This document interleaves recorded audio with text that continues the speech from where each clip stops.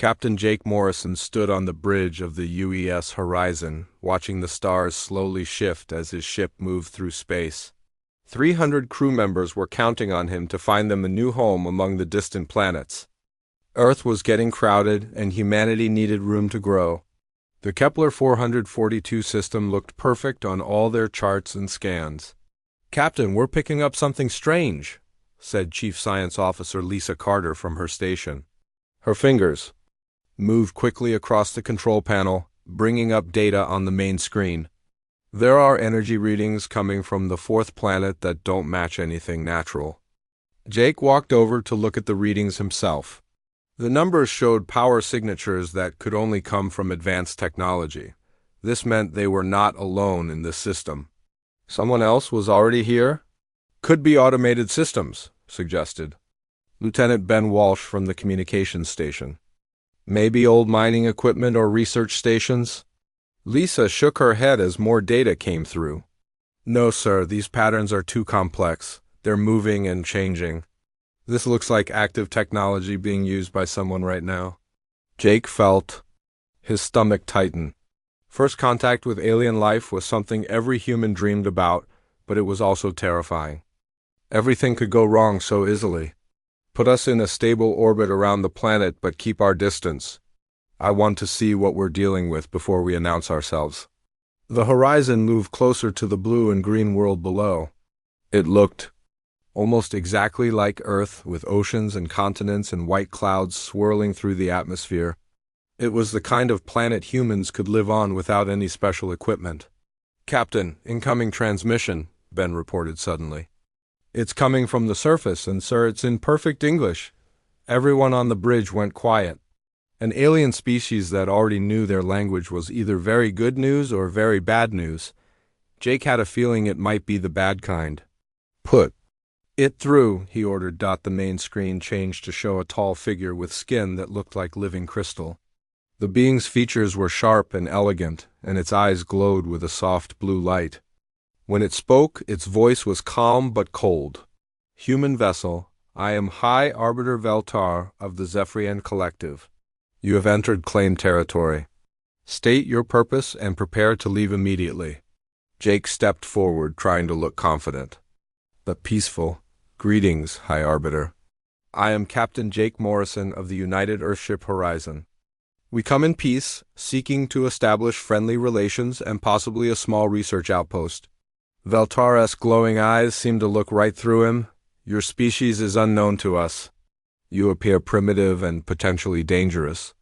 There is no place for you in this system. Depart now." "With respect, High Arbiter, we've traveled a very long way to get here. Perhaps we could meet in person to discuss this properly. We have much to offer in trade and knowledge."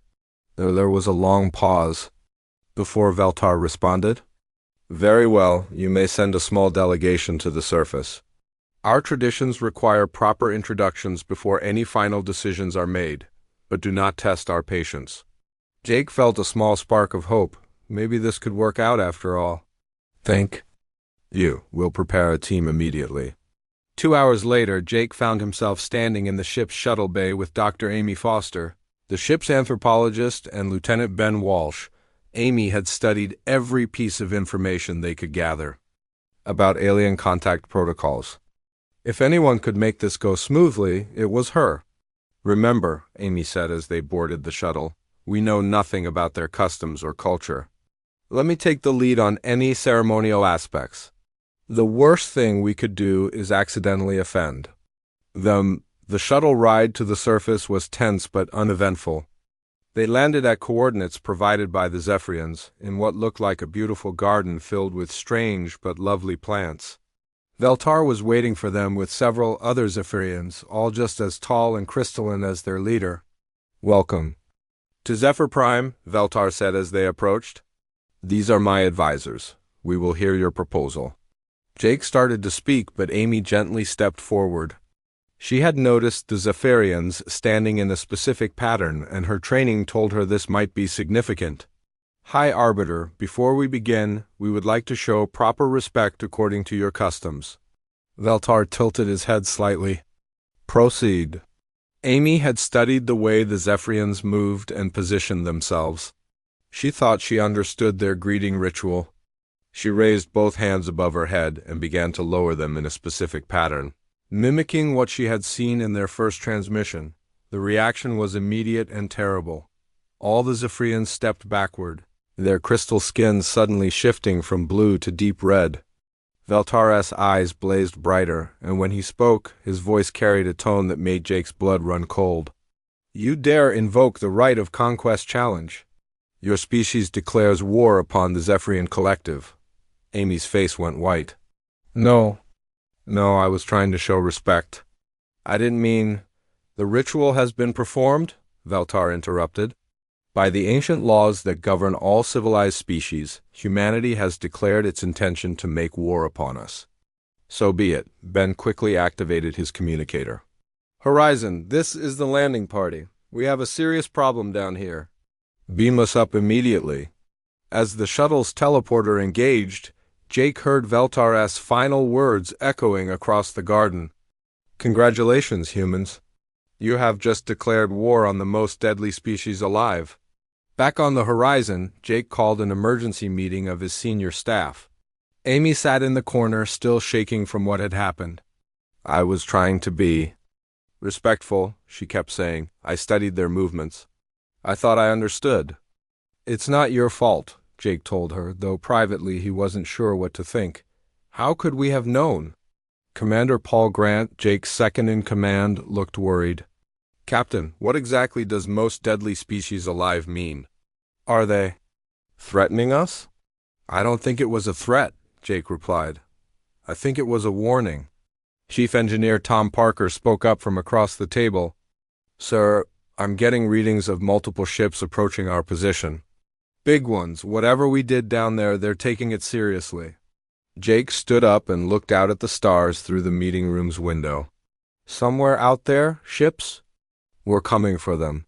Ships belonging to a species that claimed to be the most deadly alive." He had brought 300 people out here looking for a new home, and instead he might have started a war. "All hands, prepare for possible hostile contact," he announced over the ship's communication system. "This is not a drill." As alarms began to sound throughout the horizon, Jake wondered if they would live long enough to regret their mistake. Navigation Officer Steve Collins sat at his station, watching the display screen with growing concern. 3 large ships had appeared on their sensors, moving toward the horizon at incredible speed. They were unlike anything in the human database, with sleek designs that seemed to bend light around them. "Captain Morrison to the bridge," he called over the ship's communication system. Within minutes, Jake arrived with most of his senior staff. "Report," Jake ordered, taking his position. "In the captain's chair." 3 vessels approaching from different directions," Steve replied. "They're using some kind of stealth technology, but our sensors can still track them. They'll be here in less than 2 hours. Lieutenant Ben Walsh was busy at his communications station, trying to intercept any alien transmissions. "Sir, I'm picking up encrypted signals between the approaching ships and the planet's surface. I can't decode them, but the traffic is heavy." Jake turned to intelligence specialist Kelly Brooks, who had been working frantically at her computer terminal. "Kelly, what do we know about these Zephyrians?" Kelly looked up with a troubled expression. "Captain, I've been searching through every database we have, including the classified military files. There's almost nothing about them in our records, but I did find something disturbing." She transferred her data to the main screen. 3 months ago, Earth Command received a transmission from the Tau Ceti colony. It was just 2 words before the signal cut off. "Zephyrians, come in." We never heard from that colony again. The bridge went silent. The Tau Ceti colony had over 50,000 people. If the Zephyrians had destroyed them, it meant these aliens were not just powerful, but ruthless. "There's more," Kelly continued. "I've been monitoring galactic communication channels since we arrived. I'm intercepting fragments of conversations between other alien species. They all seem terrified of something, and the word Zephyrian keeps appearing." Commander Paul Grant leaned forward in his chair. "What exactly are they saying?" "It's hard," to translate, but from what I can understand, every spacefaring civilization in this part of the galaxy pays some kind of tribute to the Zephyrian Collective. They call them the First Hunters and the Silence Bringers. Jake felt his blood grow cold. Tribute? You mean like taxes? More like protection money, Kelly replied. From what I can piece together, species that don't pay tribute or that resist Zephyrian rule simply disappear. Chief Engineer Tom Parker was monitoring the approaching ships from his station. Captain, I'm reading their energy signatures now. These ships are putting out more power than our entire fleet back home. Each one could probably destroy us by itself. Dr. Amy Foster, who had been quiet since the disaster on the planet, finally spoke up. I've been thinking about what happened.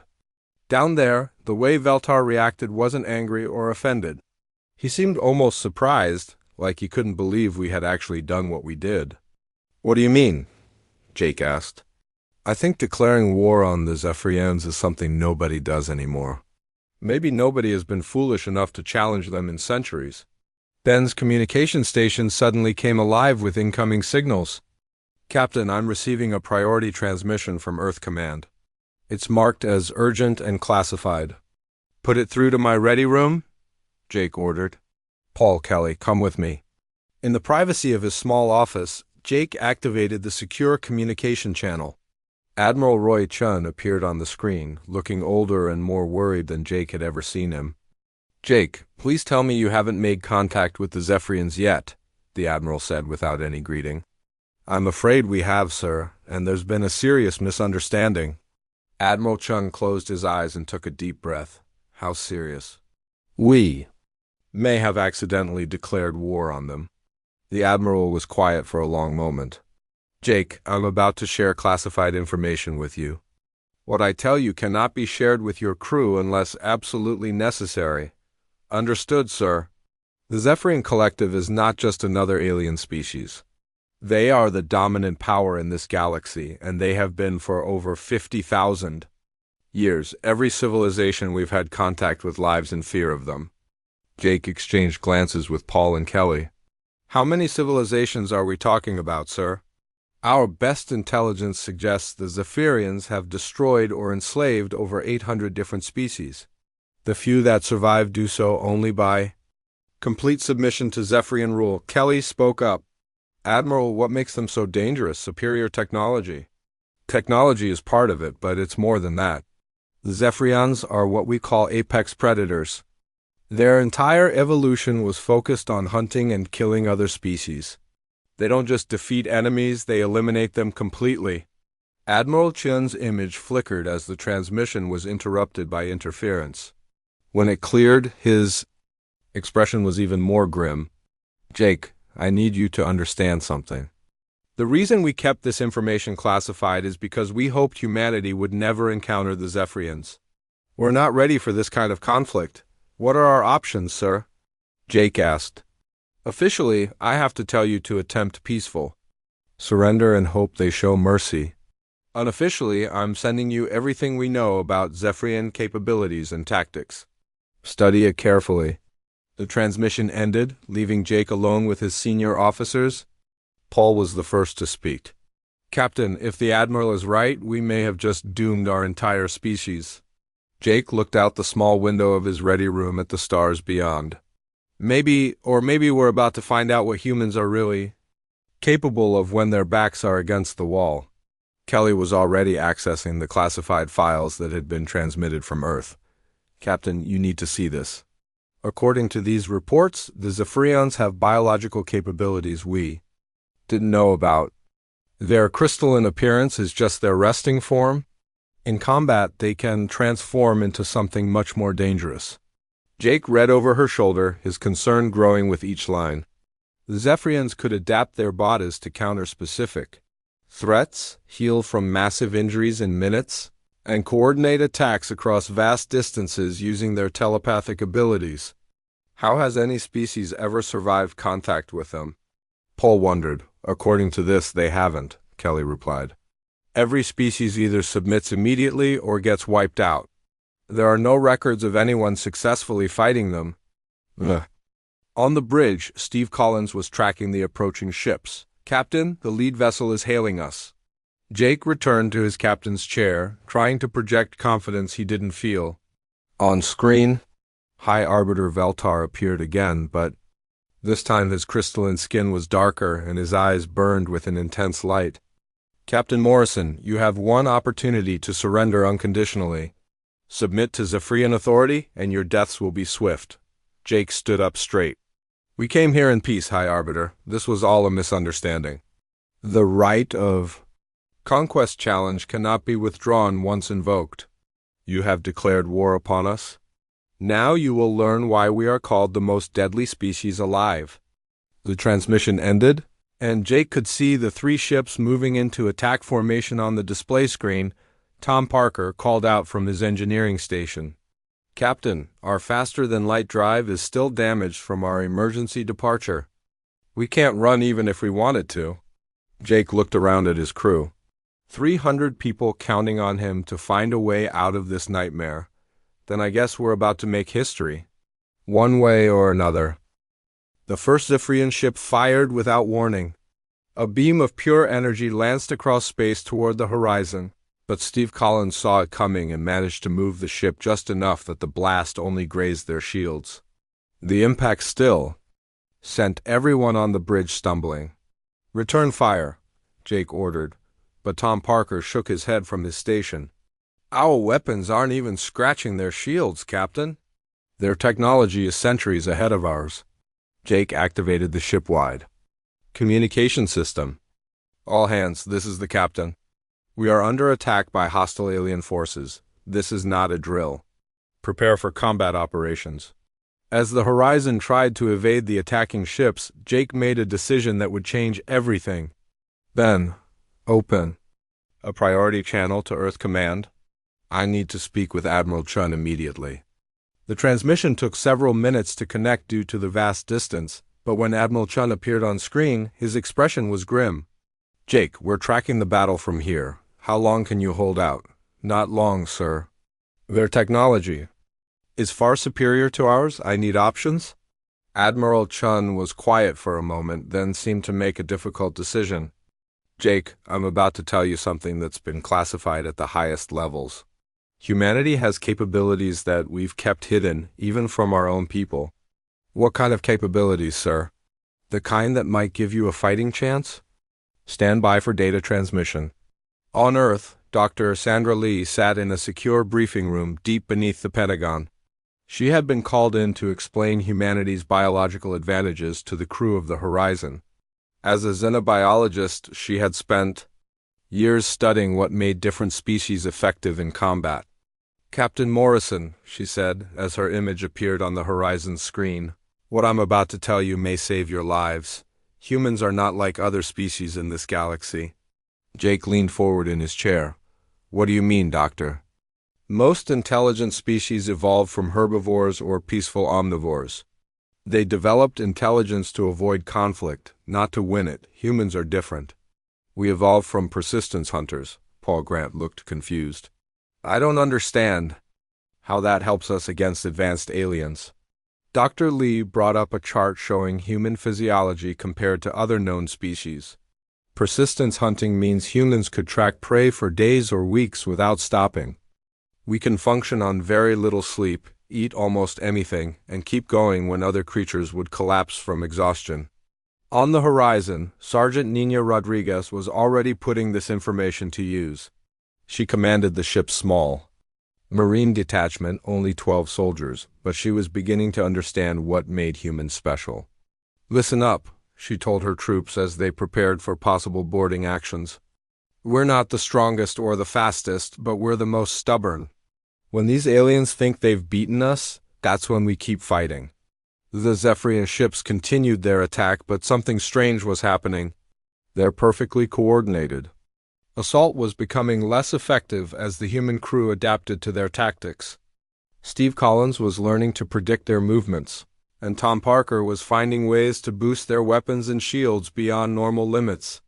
Captain, Kelly Brooks called out from her station, I'm intercepting Zephyrian communications.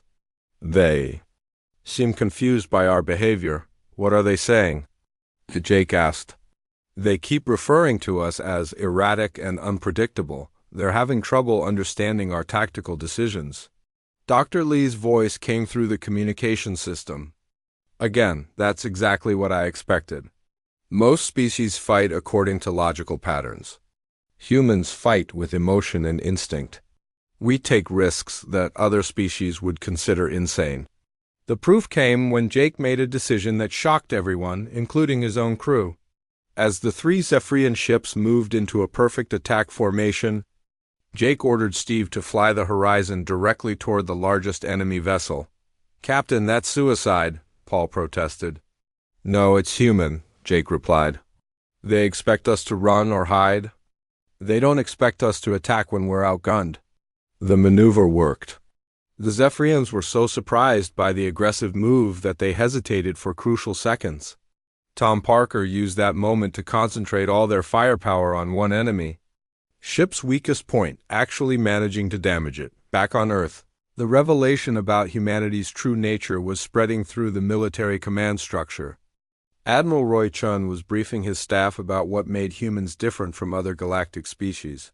For 50,000 years, the Zephyrians have fought species that surrender when facing impossible odds, he explained. Humans don't surrender. We get angry.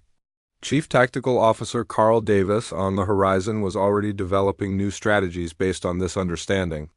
He studied every human conflict in history, from ancient wars to modern battles, looking for tactics that could work against the Zephyrians. "Captain, I have an idea," Carl said during a brief lull in the fighting. Every successful human military leader understood one thing: we don't have to win every battle to win the war. We just have to make the enemy pay too high a price for victory. Jake nodded. "Explain." "The Zephyrians are used to quick, decisive victories. They've never had to fight a long, grinding campaign. But humans invented that kind of warfare. We can make this cost them more than they want to pay." As if to prove Carl's point, the damaged Zephyrian ship withdrew from the battle. The remaining two ships continued their attack, but they were more cautious now, less willing to take risks. Dr. Kevin Wright, the ship's psychologist, was monitoring the crew's mental state during the battle. What he found amazed him. Instead of becoming more frightened as the fight continued, the humans were becoming more determined and focused. "It's like they're getting stronger," he reported to Jake. "The stress and danger are actually improving their performance." This was the key difference that the Zephyrians couldn't understand. Other species became less effective as battles dragged on, but humans thrived under pressure. The crew of the Horizon was learning and adapting faster than their enemies expected. Engineer Mary Clark was working frantically to improve their weapons using human manufacturing techniques. Instead of trying to build perfect systems like other species, she focused on making weapons that were simple, reliable, and easy to repair in combat. "These aren't elegant," she told Tom Parker as she showed him her modifications, "but they work, and they keep working when fancy technology fails." The battle continued for hours, with the Horizon somehow managing to stay alive against impossible odds. The Zephyrians grew increasingly frustrated as their prey refused to die quickly and quietly, like every other species they had encountered. "Captain," Ben Walsh reported, "I'm detecting more ships approaching the system. Lots of them." Jake felt his heart sink. If 3 ships were this difficult to handle, a whole fleet would be impossible. But then Kelly Brooks provided a surprising translation of the incoming communications. "Sir, these aren't Zephyrian ships. They're from other species, and they're asking if the humans really declared war on the collective." Jake realized that word of their battle was spreading across the galaxy. For the first time in 50,000 years, someone was actually fighting. The Zephyrians and surviving. Other species were watching to see if it was possible to resist the galaxy's apex predators. "Ben, open a channel to all ships in the system," Jake ordered. "This is Captain Jake Morrison of the UES Horizon. We are human, and we do not surrender." The news of humanity's resistance spread across the galaxy faster than anyone expected. Within hours of the first battle, alien species from dozens of star systems were monitoring the situation in the Kepler 442 system. Many had not spoken to. each other in centuries, but they all shared one thing in common: fear of the Zephyrian collective on the horizon. Jake Morrison was dealing with a problem he never expected. The ship's communication systems were being overwhelmed by messages from alien civilizations across the galaxy. Most were asking the same question: were the humans really fighting the Zephyrians and winning? "Captain, I'm getting transmission requests from over 40 different species," Ben Walsh reported from his station. "They all want to know how we're still alive." Jake made a quick decision. "Record a message and broadcast it on all frequencies. Let them know we're still here." The message was simple but powerful. Jake stood in front of the ship's main camera and spoke directly to the galaxy. "This is Captain Jake Morrison of the human vessel Horizon. We have engaged Zephyrian forces and we are still fighting. We will continue to fight as long as we draw breath. To all species listening, know this: the Zephyrians can be resisted." The reaction was immediate. Intelligence specialist Kelly Brooks watched her screens fill with intercepted communications between different alien governments. The word was spreading that someone had finally stood up to the galaxy's bullies and lived to tell about it. But the Zephyrians were not going to let this challenge go unanswered. High Arbiter Veltar was no longer treating this as a simple punishment for a primitive species. He was calling in reinforcements from across Zephyrian space. "Captain, long-range sensors are detecting multiple fleets moving toward our position," Steve Collins reported. "At least 30 ships, maybe more." Jake knew they couldn't fight that many enemies and survive. But he also knew they couldn't run with their damaged faster-than-light drive. They needed help, and they needed it fast. "Ben, open a priority channel to Earth Command." Admiral Roy Chun appeared on screen within minutes, and Jake could see the strain on his face. "Jake, we've been monitoring the situation. The entire galaxy is watching what happens next." "Sir, we need reinforcements. The Zephyrians are bringing everything they have." "I know. We're preparing the fleet, but it will take time to reach you." Admiral Chun paused, then continued. "Jake, there's something else. We've been contacted by representatives of several alien species. They want to help." Jake was surprised. "Help us? Why would they risk Zephyrian retaliation?" "Because you've shown them something they thought was impossible: that the Zephyrians can be fought.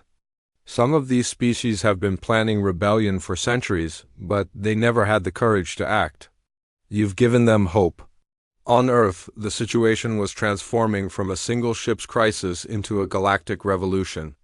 In factories across the planet, workers like Alex Turner were volunteering to build weapons and ships as fast as possible. Alex had never been a soldier, but when he heard that humans were fighting for the freedom of the entire galaxy, he knew he had to help. "We're not just building these ships for us," Alex told his co-workers as they worked around the clock. "We're building them for every species that's ever been afraid of the Zephyrians. We're showing the galaxy what humans can do when we work together." Back on the horizon, the crew was preparing for the largest space battle in galactic history. Lieutenant Rick Thompson led teams throughout the ship, setting up defensive positions and preparing for possible boarding actions. Communications expert Janet Miller was coordinating with the alien species that were secretly sending ships to help. "Captain, we have 12 different species offering military support," Janet reported. "They're keeping their involvement secret for now, but they'll reveal themselves when the battle begins." Dr. Kevin Wright was amazed by what he was seeing in the crew's behavior. Instead of being overwhelmed by the impossible odds, the humans were becoming more focused and determined. They were drawing strength from the knowledge that they were fighting for something bigger than themselves. "It's remarkable," he told Jake during a brief meeting. "Other species would be paralyzed by fear right now. But humans seem to get stronger when the stakes are higher." This psychological advantage was something the Zephyrians couldn't understand or counter. They had spent 50,000 years fighting species that became weaker under pressure. Humans were the opposite, becoming more dangerous the more desperate their situation became. Engineer Mary Clark had been working nonstop to improve the ship's weapons and defenses.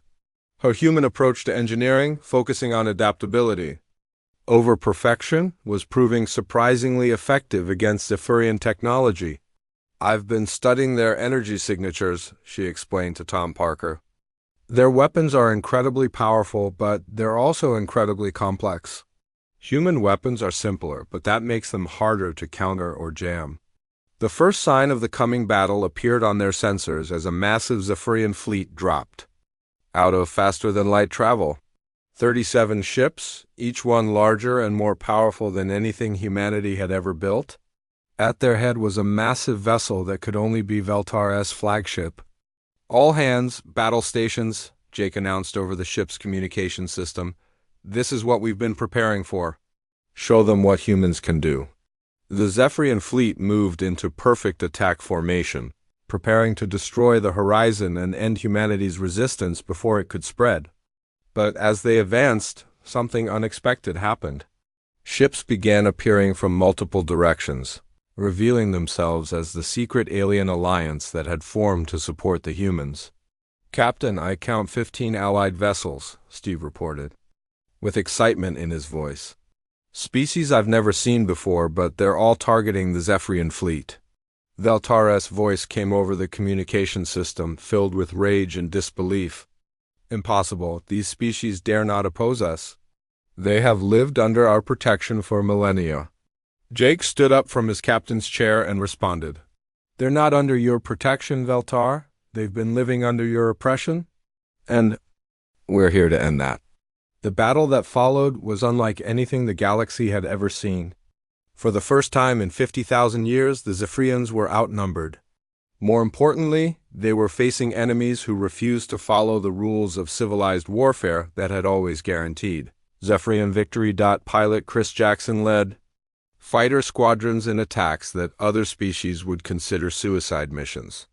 Instead of retreating when damaged, human pilots flew their ships directly into enemy vessels, causing massive damage through sheer determination and disregard for their own safety.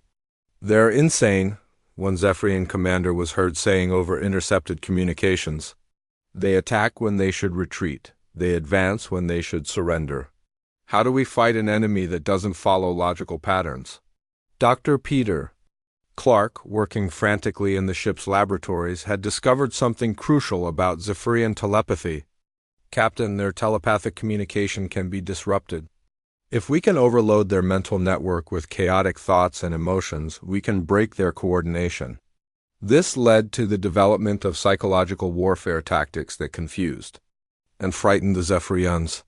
Humans broadcast messages filled with emotional intensity, mathematical paradoxes, and cultural references that overwhelmed the logical Zephyrian minds. As the battle raged, more alien species joined the fight. The rebellion that had been brewing for centuries was finally breaking into the open. The galaxy was choosing sides, and most were choosing to stand with the humans who had dared to say no to the Zephyrian collective. But Veltar was not finished. As his fleet began to take serious losses, he made a decision that would change everything. If he couldn't destroy the human ship through conventional warfare, he would use the Zephyrians' ultimate weapon. High Arbiter Veltar stood on the bridge of his flagship, watching his fleet take losses for the first time in his 1,000-year lifetime. The impossible was happening. Species that had bowed before Zephyrian power for millennia were now fighting alongside the humans, and they were winning battles. "Initiate the final protocol," Veltar commanded his crew. "If we cannot rule this galaxy, then no one will." On the horizon, Kelly Brooks detected massive energy readings coming from the Zephyrian flagship. "Captain, something's wrong. That ship is charging up some kind of weapon, but the power levels are off the charts." Jake Morrison felt his blood turn cold as he realized what the Zephyrians were planning. They're going to destroy the star. If they can't win, they'll kill everyone in the system. The revelation sent shockwaves through the Allied fleet. Dr. Peter Clark quickly confirmed Jake's fears after analyzing the energy signatures. "Captain, they're building some kind of stellar destabilizer. If that weapon fires, it will cause the sun to go supernova. Everything within 50 light years will be destroyed. This was the Zephyrian ultimate solution. For 50,000 years, They had used the threat of stellar destruction to force entire civilizations into submission. No species had ever been willing to risk the annihilation of their home systems, but they had never faced humans before. "All ships, this is Captain Morrison," Jake broadcast to the entire fleet. "The Zephyrians are preparing to destroy the star. We have to stop them, no matter the cost." Instead of retreating in terror like every other species in galactic history, the human response was typically aggressive. Lieutenant Dan Cooper, Jake's longtime friend and second pilot, volunteered to lead a suicide mission directly into the heart of the Zephyrian flagship. "Jake, someone has to disable that weapon from the inside," Don said over the communication system.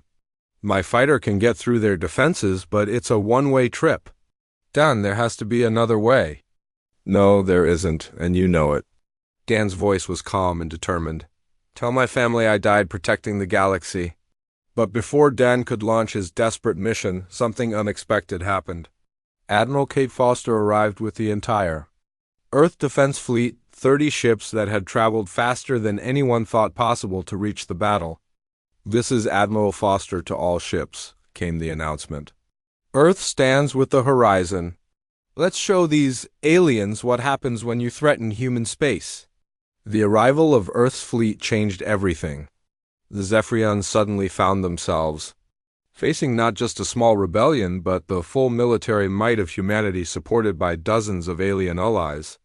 The balance of power in the galaxy was shifting before their eyes. Pilot Chris Jackson led a massive fighter assault on the Zephyrian flagship while the capital ships provided covering fire. Human fighters used tactics that the Zephyrians had never encountered, including coordinated ramming attacks and close-range combat that took advantage of human reflexes and adaptability. "They fight like animals," one Zephyrian officer was heard saying over intercepted communications. "No strategy, no logic, just pure aggression and determination." But that assessment was wrong. The humans were using strategy, just not the kind that logical species like the Zephyrians could. Understand, Dr. Kevin Wright had been working with the fleet commanders to develop psychological warfare tactics that exploited Zephyrian weaknesses. "They've never had to fight an enemy that gets stronger under pressure," Wright explained to Admiral Foster. "Their entire military doctrine is based on overwhelming force leading to quick surrender. They don't know how to handle prolonged resistance." As the battle raged around the stellar destabilizer weapon, Jake made a decision that would define humanity's place in the galaxy. Instead of trying to destroy the weapon from the outside, he ordered the Horizon to ram directly into the flagship's weapon core. "Captain, that's suicide," Commander Paul Grant protested. "No, it's human," Jake replied, echoing his earlier words. "We don't give up, and we don't let bullies win." The Horizon charged toward the massive Zephyrian flagship, taking incredible damage but continuing to advance. Tom Parker rerouted all power to the forward shields while Mary Clark prepared the ship's reactor for overload. If they were going down, they would take the stellar weapon with them, but at the last moment, Don Cooper's fighter squadron broke through the flagship's defenses and disabled the destabilizer weapon from within. Don himself was killed in the explosion, but his sacrifice saved not just the star system but the entire galactic rebellion. The destruction of their ultimate weapon broke something fundamental in the Zephyrian psyche. For the first time in their species' history, they had been outfought by what they considered primitive aliens. High Arbiter Veltar watched his fleet crumble around him as more and more ships from oppressed species joined the human cause. "Impossible," Veltar whispered to himself. "We are the apex predators. We are the most deadly species alive." But he was wrong, and Jake Morrison was about to explain why. "Veltar, this is Captain Morrison," Jake broadcast on all frequencies. "You want to know what makes humans the most deadly species alive? It's not our technology or our strength. It's that we never stop fighting for what's right and we never abandon our friends." The battle turned into a rout as Zephyrian ships began surrendering or fleeing the system. Without their stellar weapon and facing an enemy that refused to be intimidated, the collective's military advantage crumbled. Species that had lived in fear for millennia suddenly realized that their oppressors could be defeated. In the aftermath of the battle, Veltar himself appeared on the communication screen one final time. His crystalline skin had lost its glow, and his eyes showed something that Zephyrians had never experienced before. Defeat, Human Morrison, Veltar said slowly. The Zephyrian Collective acknowledges that we have been defeated. We withdraw our claim to this system and recognize human sovereignty. Jake stood up from his captain's chair, battered but victorious. It's not just about this system, Veltar. It's about every species you've oppressed. The age of Zephyrian dominance is over. You believe your species can rule the galaxy better than we have? We don't want to rule the galaxy, Jake replied. We want every species to be free to choose their own path. That's what makes us different from you. 3 months later, Jake found himself standing before the United Nations General Assembly on Earth, addressing not just humanity but representatives from 47 different alien species. The Galactic Liberation War, as historians were already calling it, had ended with the complete dissolution of the Zephyrian Collective. We learned something important out there among the stars, Jake told the assembled delegates. The most deadly species alive isn't the one with the biggest weapons or the most advanced technology. It's the one that refuses to give up, refuses to abandon its principles, and refuses to let others live in fear. The galaxy was changing. Trade routes that had been controlled by the Zephyrians for millennia were now open to all species. Civilizations that had hidden in fear were exploring space again.